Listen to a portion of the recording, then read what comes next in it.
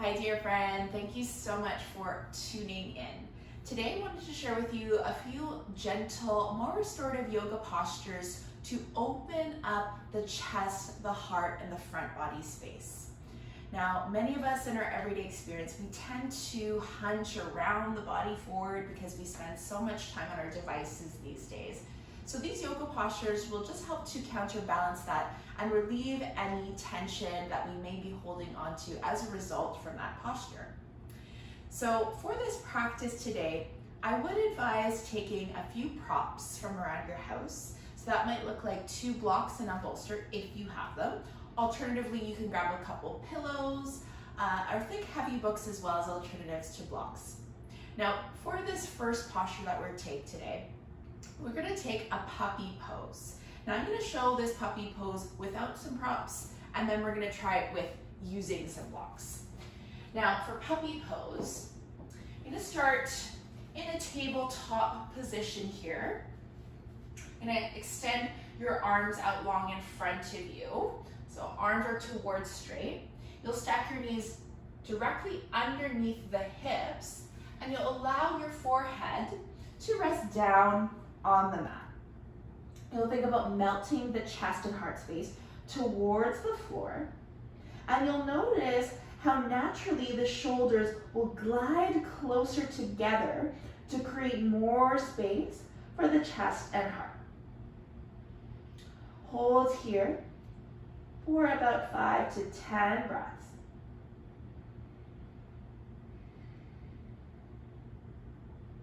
Just breathing into your heart space, noticing the expansion of the ribs as you fill up with air,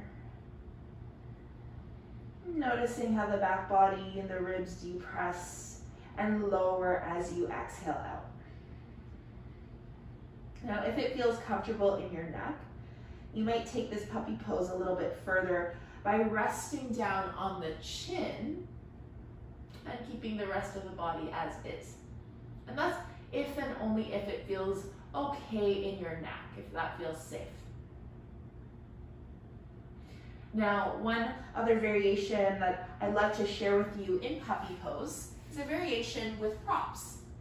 Now, I really love this because it adds a little extra opening for the shoulders and as a result, a greater opening in the chest. And I'm going to take my 2 blocks, or again, if you have a couple thick, heavy books that are kind of like blocks, these will go great. I like to start with the lowest height of my blocks, and you'll place your hands on the blocks. And just like we did without the props, you'll lower the forehead to rest down on the floor, and the palms will rest softly on your blocks. Notice the difference here from when we try this without the props. You'll notice this slight elevation in the arms causes the shoulders, the scapula to glide closer together, again creating that opening sensation through the front body. You can also play around with the height of your props, lifting your blocks up to a medium height. You can even try this and see how it feels with the blocks on their highest height, if that feels okay in the neck and the shoulders. Again, holding here for 5 to 10 breaths, maybe more if that feels safe. When you're ready to come out of your puppy pose, it's nice to just give the back body a little stretch, moving into a couple of cat-cows, just to rinse out the spine, finding a pace, a rhythm in your cat-cows that feel comfortable here. Now for this next pose, we're going to come to resting on the belly, setting up for a Sphinx and seal pose. So to do this, you'll rest down on the front body. You'll take your elbows to rest underneath the shoulders. And if it feels okay, rest the tops of your feet into the floor. Your palms will press down into the earth, and you'll lift your chest and heart up, the head up, You'll roll your shoulders back down away from the ears. Now you can draw the belly up and in here to create a little bit more support for the low back.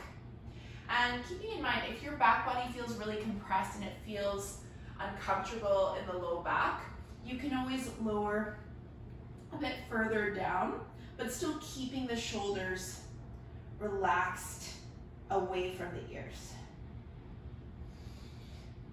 Sometimes in Sphinx, it feels really nice to add that chin tuck towards the chest. If you like to add some movement, you can use the breath as a tool to flow on the in-breath as you lift, and exhale as you round the chin in towards the chest. Exploring and seeing how that feels, or maybe you remain in stillness. In any variation, you will still get the same benefits of opening up and finding that spaciousness through the front body, opening through the ribs. Now, you might stay here for a few extra breaths, or from here you can move into seal pose from Sphinx. So to do that, you can spread your palms a little further out, maybe even walk the hands further out in front of you, and start to straighten and extend the arms long. Keeping in mind that the further that you walk your palms out, you can create more space for the spine. Keeping the chin lifted in this shape, and holding just for a few breaths, maybe softening or closing the eyelids if that feels heavy, to really tap into sensation here.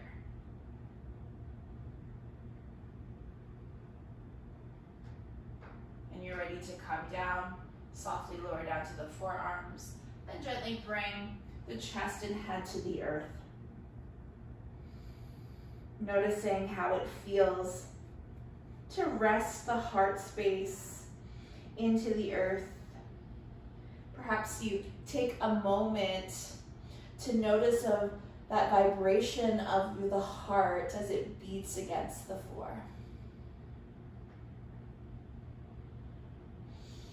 Now for this next shape, we're gonna slowly make our way up. And we're gonna come to resting on our back to set up for Restorative Bridge Pose. Now for this bridge pose, I personally like to use a block, but if it's more comfortable for you, you can also use a bolster. So I'll show both variations here. Now for Restorative Bridge, I'm gonna lower all the way down, keeping the knees bent. Bring your prop close to you within arm's reach. And you'll walk the heels close enough to the body that you can maybe touch the backs of the heels. Now from here, you'll dig your heels, toe mounds into the floor, lift your hips up, and what you'll do is you'll take your prop, place it underneath the body. Now if you have a block, I recommend starting at its lowest height, and you want to place the prop on that bony part above the fleshy part of the bottom. So in the sacral area here, just be very cautious and careful that you're not placing it at the lumbar spine where that natural curvature is. You want to place it lower than that in the bony part. So just making sure you feel nice and comfortable from here. And you can stay here with the knees bent in this bridge pose, or you might play around with extending one leg long or both legs long. You can also do this shape just taking one leg at a time, seeing how that feels to have your hips be the highest point of your body. Perhaps you soften or close the eyes or gaze on one unmoving point on the ceiling above you.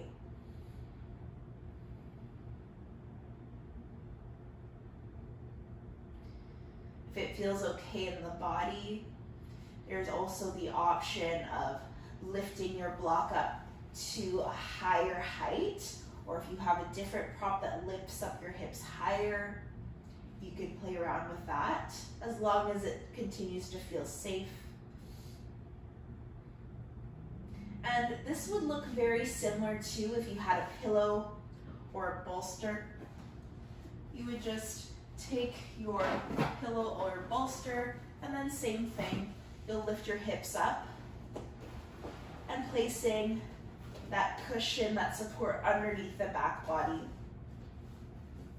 So you'll notice that if you have a pillow or a bolster that's a little bit thicker, a little bit larger, it'll provide more of a support for more parts of your back body. And again, extending the legs long, or maybe one leg at a time. You'll stay in this shape for maybe something like 10 breaths. And when you're ready to come out of it, you'll take a bend through the knees and place the soles of your feet back down on the floor. Lift your hips up, slide your prop out from underneath you, and lower the hips down one vertebrae at a time. After that pose, sometimes it's nice to take the feet out wide and just take a couple windshield wipers, shifting your legs right to left and left to right.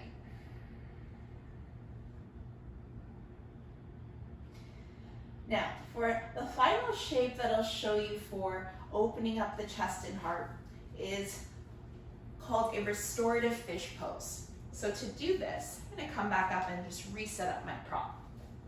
I'm going to show this pose using a bolster, or if you have a pillow at home. Now, it's really great if you happen to have a prop that is long, that will support the entire spine. If you don't, you can also just place the prop underneath the breastbone. So I'll show two different variations with the props here. Now I have my bolster parallel to the long end of my mat. What you'll do is you'll lie on down, resting the back of your hips onto the short end of your prop. And you'll just walk the hands back behind you, eventually allowing the entire back body to rest down on that bolster. Now, for the purposes of opening up the chest and heart, if your space allows, you might spread your arms out wide or cactus shape at the arms, and have your palms face up so that your arms have an external rotation, really extending that feeling of spaciousness, openness through the body. Now, for the legs, you can keep the knees bent. If it feels comfortable for you, you can place the soles of your feet together in Baddha Konasana and butterfly pose, or you can simply extend your legs out long.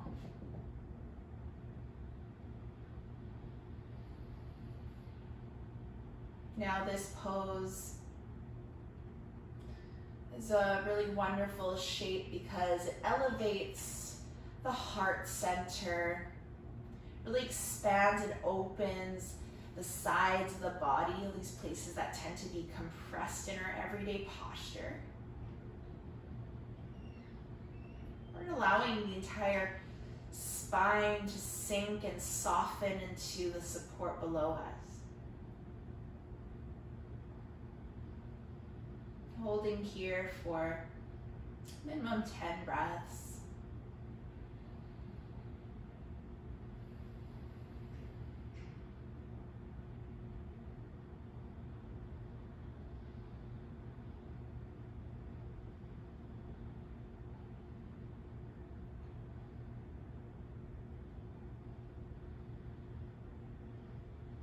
Now when you're ready to come out of this shape, lift one arm up overhead, and roll on over to one side, arriving in more of a fetal position. Have your knees bent. And taking your time here. You'll slowly make your way on up. Find a comfortable seat. Roll the shoulders back down away from the ears. And notice how your body feels how your heart feels.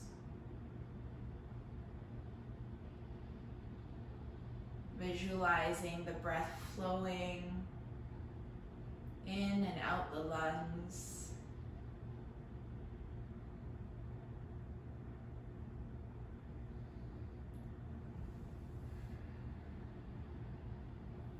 Thank you so much for tuning in and for joining me in this practice.